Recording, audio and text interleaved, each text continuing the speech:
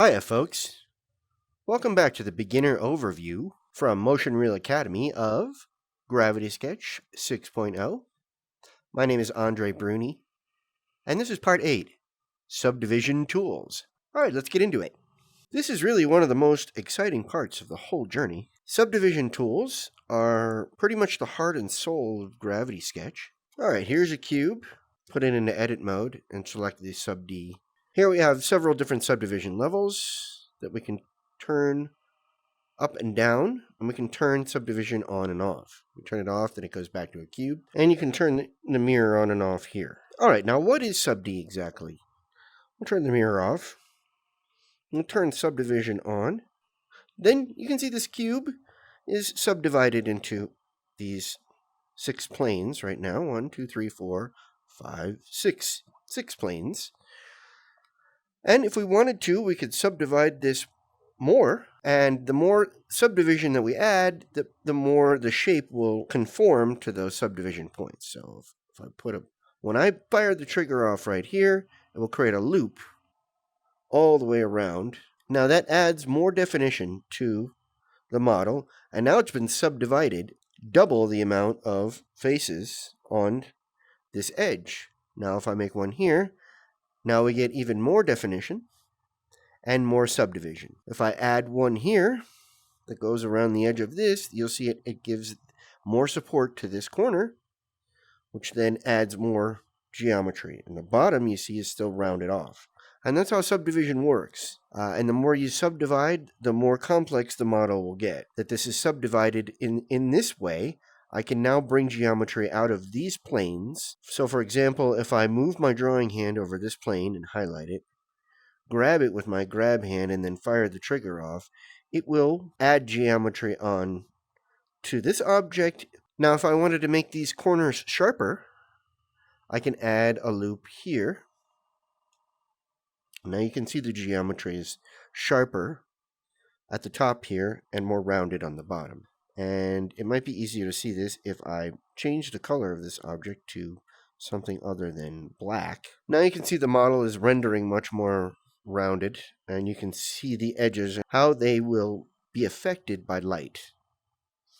So if I wanted to add more definition on this bottom edge, I can just add a loop here. Now, as you continue to add loops, the model gets more and more complex, as you can see. So you have to be careful about adding too many loops when they're not actually needed. When you have a loop and you want to get rid of it, the entire loop, you can do that. There's several different modes here that you can use while you're building models. One of them is the loop selector. When you have this highlighted and you move over a loop, you'll see that it selects the entire loop. You can now grab this loop and edit it as one whole piece. You can also delete it. If I delete this, it will remove it from the geometry, but it will keep all the points that are there together so it won't break up. If I just deleted this face, for example, then you'll see it breaks up. So if you find yourself with too many loops or unnecessary loops and you want to get rid of them, that's how it's done. Now we'll go up to subdivision level 3, and you'll see that it gets even more smoothed. The big difference here, and you can see it a lot better when you turn low poly on. So when we turn low poly on, you can see each square here is going to come out as a different polygon when we open this up in Blender. So let me turn the subdivision level down. Here you can see the polygons are much larger. So this is going to be a lot easier to edit when we open this up in Blender. And if we turn it down again, you'll see it becomes very low poly. The nice thing about the subdivision level is that you can turn it up and down, on and off, all you want, and it won't affect the model until you export it. Now, let me show you the snap features. If you turn snap on and you have another object here, let me make another cube. Now let's say we wanted to snap this face onto this object. We turn the snap level on to the middle, and then we can grab these points, move them over, and they will snap to this face, just like so. Now, the third level of snap will snap to points. So now these points will then snap. Now I'm going to show you the subdivision tools. There are additional tools to work with subdivision objects. To bring them out, you have to be in subdivision mode like I am now. Then on your drawing hand, hit the black toolbar and hold it down, and you'll see these tools pop up. 1, 2, 3, 4, 5, 6, 7 tools. The first tool is the smooth tool. What this tool does is it will take a series of points and smooths it out. So here we have a shape with a lot of jagged edges. If I take this shape, put it into edit mode, then bring up my drawing hand, move over the smooth tool, and let go, you'll see I have a white globe. I can now pass this white globe over points that I want to be affected by smooth. When I pass this over points, and those points are then selected, and I hit the trigger button on my drawing hand, it will smooth those points out, as you see there. Now if I wanted to smooth these, I can then use the smooth tool to do that. And that goes ahead and smooths those out for you.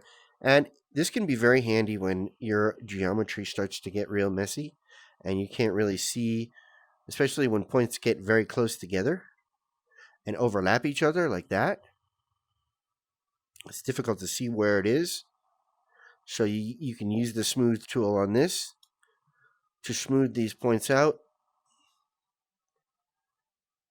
and figure out what's going on, where all the points are, and how you can edit them to create the shape that you want with proper geometry. Very handy tool.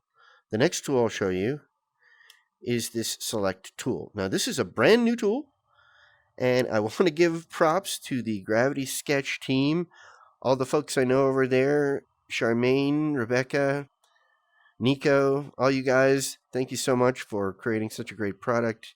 And to the development team, thank you so much for integrating this awesome new feature. So here it is.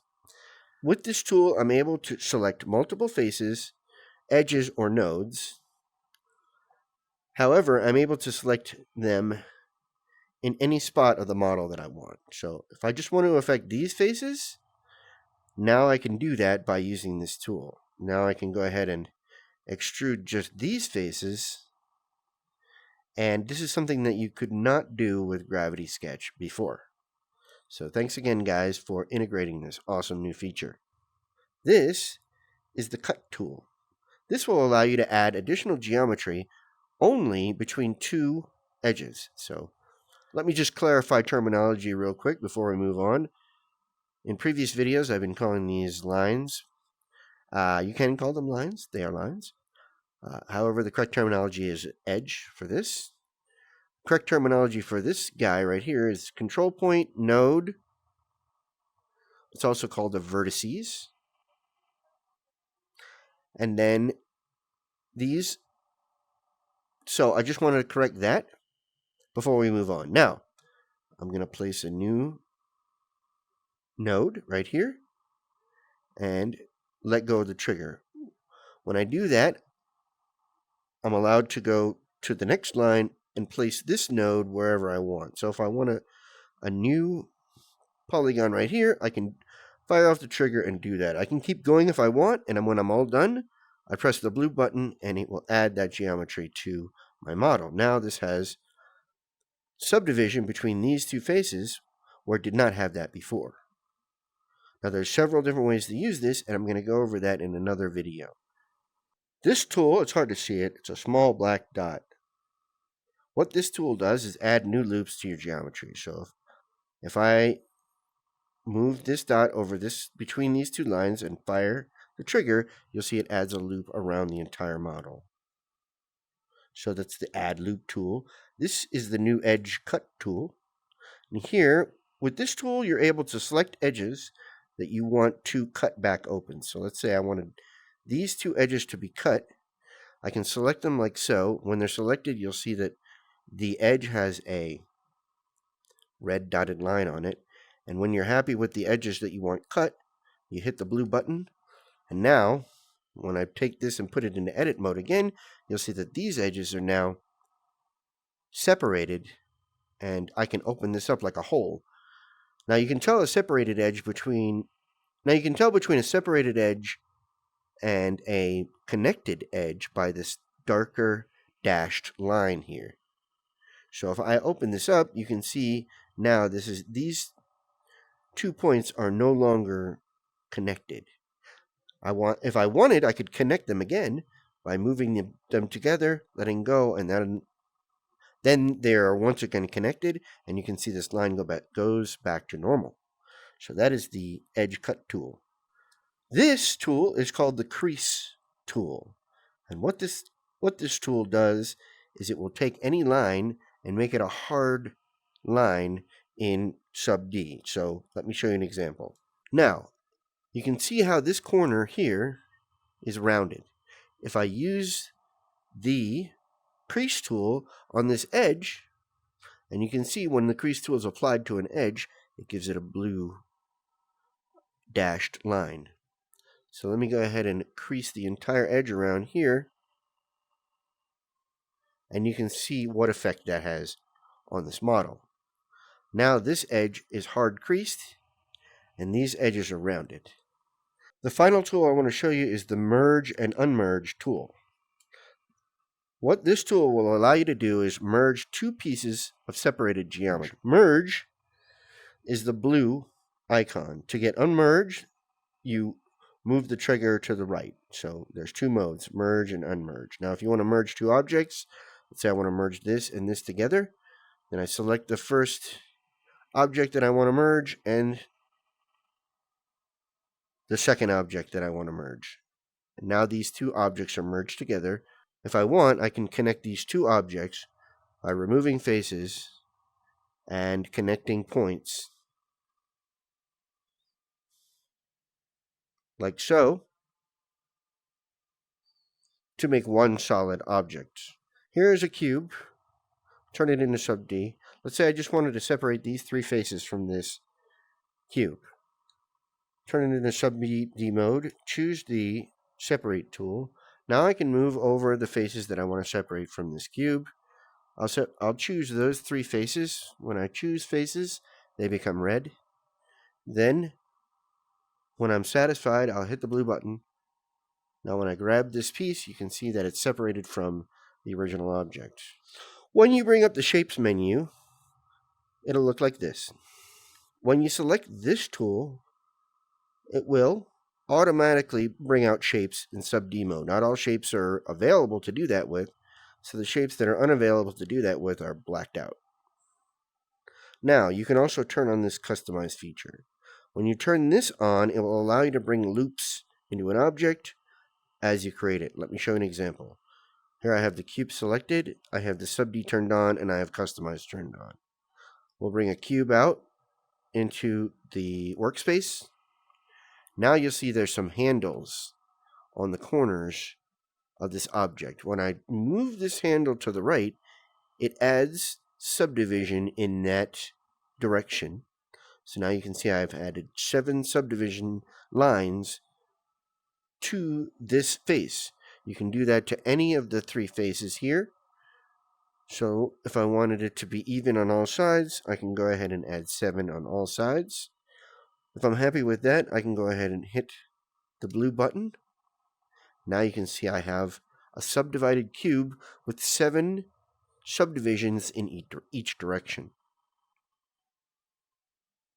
Now, if I turn subdivision on, I can now edit this cube by pulling out faces, adding geometry, and building more complex shapes from this one subdivided cube. We'll select every other block to create a checkerboard, like so.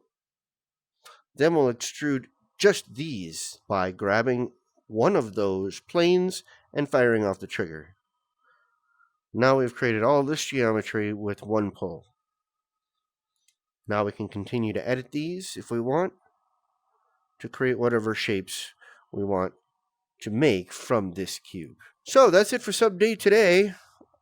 I'll be doing more videos on how to build certain things, and you'll learn new things along the way.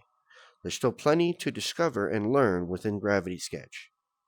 Thank you for joining me, and we'll see you in the final video.